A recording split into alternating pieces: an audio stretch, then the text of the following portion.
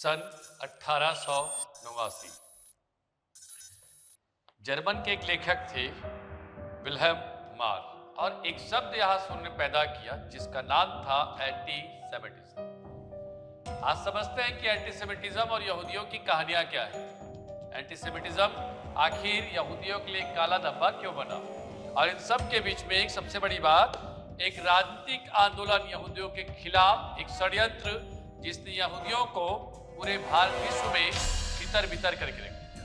ये एंटीसेमिटिज्म आखिर क्या है, और इस एंटीसेमिटिज्म की कहानी के पीछे यहूदियों का शोषण काल का इतिहास क्या जुड़ा है, ये भी आज बात करेंगे। वास्तविक में एंटीसेमिटिज्म देखा जाए तो यहूदियों के प्रति घृणा, एक नफरत, और नफरत के साथ साथ पूर्वाग्रह के आधार पर भेदभाव और हिंसक व्यवहार को ही दर्शाने का एक परिणाम है, जिसे हम एंटीसेमिटिज्म कहते हैं। जब एंटीसेमिटिज्म कहें तो भारतीय दृष्टिकोण में इसे हम जो सामान्य जो बोलचाल की भाषा है, इसे हम पनौती का नाम दे सकते हैं।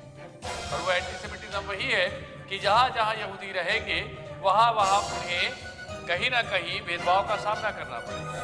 इन्हीं सब बातों को लेकर एक शब्द उठकर आया, एक चाल उठकर आया, एक षड्यंत्र उठकर आया, और या कह सकते हो एक सोची समझी राजनीतिक रणनीति थी जिसका नाम एंटीसेमिटिज्म। आखिर समझते हैं आज कि एंटीसेमिटिज्म आने के पीछे की कहानी आखिर क्या है। तो एंटीसेमिटिज्म की घटनाएं क्या क्या हुई उसकी बात हम बाद में कर लेंगे। जो 1879 में पहली बार जो शब्द यूज किया गया एंटीसेमिटिज्म, उसके मूल कारण क्या रहे हैं वो भी जानना अनिवार्य है। ठीक है, अब अनिवार्य इसलिए भी है क्योंकि एंटीसेमिटिज्म के जो मूल कारण रहे हैं उसमें पहला कारण मैं मानता हूं धार्मिक कारण। धार्मिक कारण इसलिए जब क्रूसेड की घटना हुई, जब याद रखेंगे दुनिया में कहीं ना कहीं अंग्रेजी हुकूमतों की ये कह सकते हो कि ईसाइयत की लगातार याद रखेंगे विस्तार पैदा हो रहे थे, और भारत ही नहीं पूरे दुनिया के तमाम धर्म जो है वो ना चाहते हुए ईसाइयत को अपनाने की मजबूर की। तब याद रखेंगे यहूदियों ने अपने इस धर्म को बचाने, अपने धर्म को बचाने के लिए, और कह सकते हो अपनी संस्कृति कला को बचाने के लिए, उन्होंने ईसाई धर्म को मानने से इनकार कर दिया। और यही एक कारण बना कि ईसाइयत को ना मानना यहूदियों को एंटीसेमिटिज्म के रास्ते का पहला द्वार माना। दूसरी बात, ईसा मसीह की मृत्यु के लिए ही इन्हें दोषी ठहराया गया। तो भूत के परिणामों को हम लोग वर्तमान में जोड़कर एक नफरत की गंदी राजनीति शुरू की, और वही एक धार्मिक कारण बना किसका, आपके एंटीसेमिटिज्म का। दूसरा बड़ा कारण जो मैं मानता हूं वह आर्थिक कारण, क्योंकि मैं हमेशा कहता हूं कि यूरोपियन जो कंट्रीज है वो हमेशा अपने आप को एक दुनिया का सबसे बड़ा बिचौलिया बना के चलते थे, और वही बिचौलिया ने याद रखेंगे उन्हें आर्थिक रूप से सक्षम किया था या संपन्न किया था। बट आपको ये भी बताते चलूं कि यहूदियों की जो जीन्स है वो आर्थिक जीन्स होती है। उन्हें बैंकिंग, व्यापार, मुद्रा विनिमय, उनका ज्ञान समझिएगा उनके जीन्स में ही उन्हें मिलता है। और इसी पेशे की सफलता ने इन लोगों में ईर्ष्या और जलन की भावना पैदा कर दी, चाहे वो अंग्रेज हो, चाहे नाजी हो, चाहे फांसी हो। तो वहीं से याद रखेंगे वो ईर्ष्या का परिणाम एंटीसेमिटिज्म था कि उन्हें किसी तरीके से बदनाम किया जाए। तीसरा मैं मानता हूं वो सामाजिक राजनीतिक कारण। यूरोप में राष्ट्रवादी आंदोलन ने अल्पसंख्यकों को बाहरी समझा, अलग अलग तरीके से वहां पर राष्ट्रीय आंदोलन हुए राष्ट्रवाद के नाम पर। राष्ट्रवाद की परिभाषा नहीं थी, परंतु याद रखेंगे वो विद्रोह जरूर पैदा करते, और इसी तरीके से यहूदी समुदाय को गैर देशभक्त का ठहराया गया।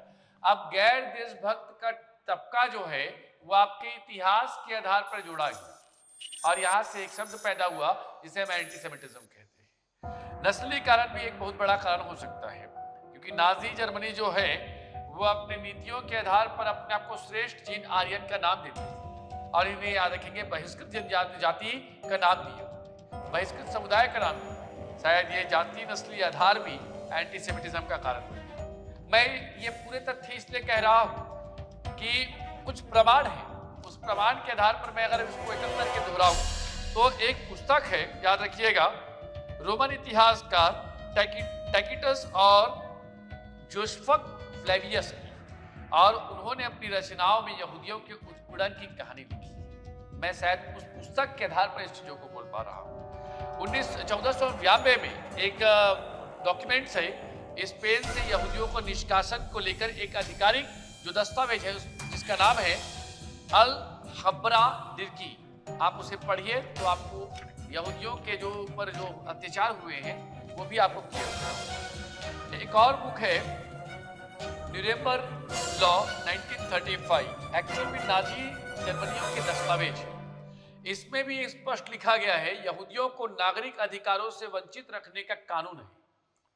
उसके बाद एक और पॉइंट आते हैं हम लोग the United State Holocaust Memorial Museum Yad Vashem की, जो इजराइल में है।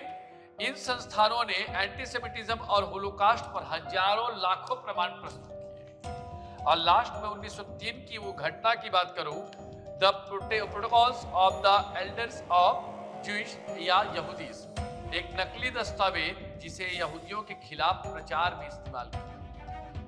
इन सब घटनाओं के बाद देखें तो बहुत स्पष्ट हो जाता है कि यहूदियों को पूरी चारों ओर से बदनाम करने की, उन्हें कहीं ना कहीं एक खराब नस्ल बनाने की, एक एंटीसेमिटिज्म की थ्योरी की और अलग अलग प्रकार से होलोकास्ट की जो घटनाएं की गई इनके नामो निशान को समाप्त कर। हालांकि वो अलग बात है कि किसी के जोड़ने और तोड़ने से किसी का नाम न तो बनता है न तो जुड़ता है। क्योंकि एक बहुत सुंदर सी मुझे लाइनें याद आ रही है कि अगर मैं अपने आंसू खुद से छुपा कर पोंछ लूं तो ज्यादा अच्छा है। दुनिया अगर आंसू पोंछेगी तो आपकी कीमत तोड़ेगी या आपकी कीमत लगाएगी। तो इसलिए मैं मानता हूं कि ये जो घटनाएं हैं यहूदियों के खिलाफ, यहूदियों पर, वो कोई आम घटनाएं नहीं थी, एक पूरे नस्ल को मिटाने की चाल थी। और मैं कुछ सिंपैथी पैदा नहीं कर रहा हूं, परंतु एक इंसानियत होने के नाते मैं इस बात को भी समर्थन करूंगा कि जो इतिहास में इनके साथ हुआ है वो भुलाया नहीं भूल सकता। और भूलेगा कोई इतिहास तो ये भी याद रखिएगा कि वो वर्तमान में एक पूर्ण हिंसा के साथ अपने आप को खड़ा करने की कोशिश करेगा, क्योंकि उसे पता है कि जिस दिन उसने हथियार तोड़ दिए, रख दिए, छोड़ दिए, उस दिन याद रखिए इजराइल का नामो निशान याद रखिएगा, चाहे वो तुर्की हो, चाहे जॉर्डन हो, चाहे लेबनान हो, चाहे और भी कोई राष्ट्र हो। खैर, या मैं लास्ट में यही कहूंगा कि एंटीसेमिटिज्म का प्रभाव यही रहा कि यहूदियों पर एक व्यापक रूप से विस्थापन और शरणार्थी का संकट पैदा हुआ। इजराइल राज्य की स्थापना इसका सकारात्मक और मानवाधिकार और अल्पसंख्यक अधिकार में वैश्विक बहस भी इसी होलोकास्ट और एंटीसेमिटिज्म की बात आई। खैर, मैं उम्मीद करता हूँ कि ये छोटे छोटे जो वीडियोस आ रहे हैं उसमें आप इतिहास के पन्नों को बेहतर तरीके से पढ़ पाएं, क्योंकि पढ़ने की थोड़ी क्षमता आप लोगों की कम हो रही है ना। तो जब वो जो दबी हुई जो आपकी प्रतिभा है, उस प्रतिभा को निकालना मेरा प्रथम धर्म है, और उसी धर्म के आधार पर ऐसे छोटे छोटे कई इतिहास के टुकड़े मैं आपके सामने प्रस्तुत करूंगा।